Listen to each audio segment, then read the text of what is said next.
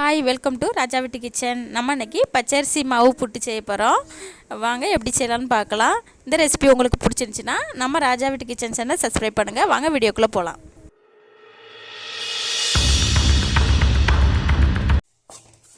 தேவையான அளவு பச்சரிசி மாவு எடுத்துருக்கிறேன். இதை நல்லா வறுத்து எடுத்துக்கலாம்.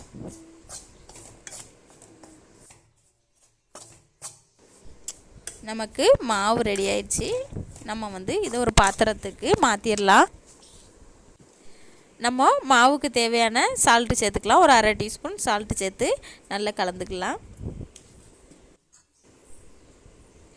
கொஞ்சமாக தண்ணி ஆட் பண்ணி நம்ம புட்டு மாவு பதத்துக்கு நல்லா பசைஞ்சிக்கலாம். மாவை நல்லா உதிரியாக நமக்கு வரணும். நம்ம அந்த புட்டு குழாயில் தான் நம்ம பண்ண போகிறோம்.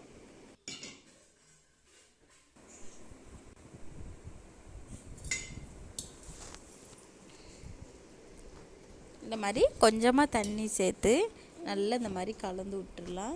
எல்லா மாவுலையும் நல்லா இந்த மாதிரி கலந்து விட்டுடலாம்.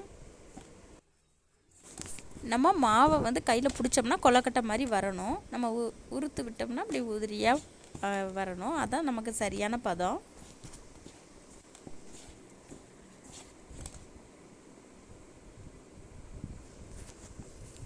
மாவு நமக்கு பாருங்கள் கொலக்கட்டை மாதிரி வருது. உறுத்து விட்டது உதிரி ஆயிடுச்சு.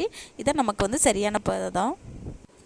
நம்ம துருவி வச்சுருக்கிற தேங்காவை இந்த புட்டுக்குள்ளாயில் இப்படி ஆட் பண்ணிடலாம். அதுக்கப்புறம் அதுக்கு மேலே மாவை இந்த மாதிரி நம்ம போட்டுக்கலாம்.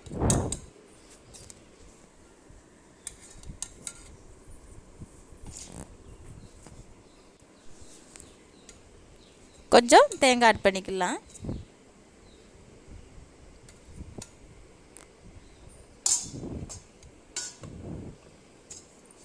அப்புறம் மாவை நம்ம போட்டு வச்சிடலாம்.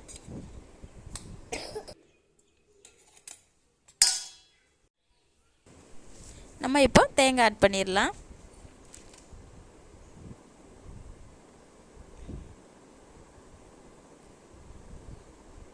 இப்போ ஒரு மூடி போட்டு நம்ம வேக வச்சிடலாம்.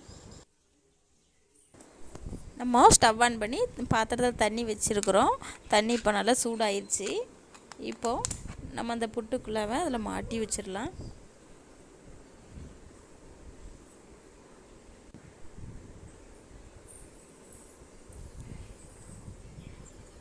தண்ணி நமக்கு சூடாயிருச்சு. நம்ம இந்த மாதிரி மாட்டி வச்சிடலாம்.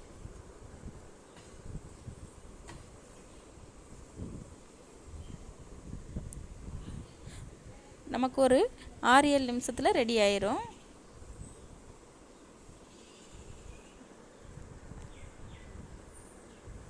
இந்த வழியாக நமக்கு இந்த ஆவி வர ஆரம்பிச்சிரும். இப்போ நமக்கு ரெடி ஆயிடுச்சு. எடுத்து ஒரு பிளேட்டுக்கு மாற்றிடலாம்.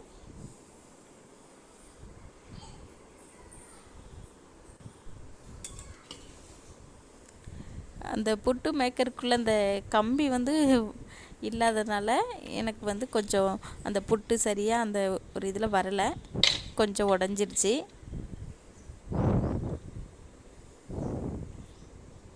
நமக்கு பச்சரிசி மாவு புட்டு சூப்பராக நமக்கு ரெடி ஆயிடுச்சு.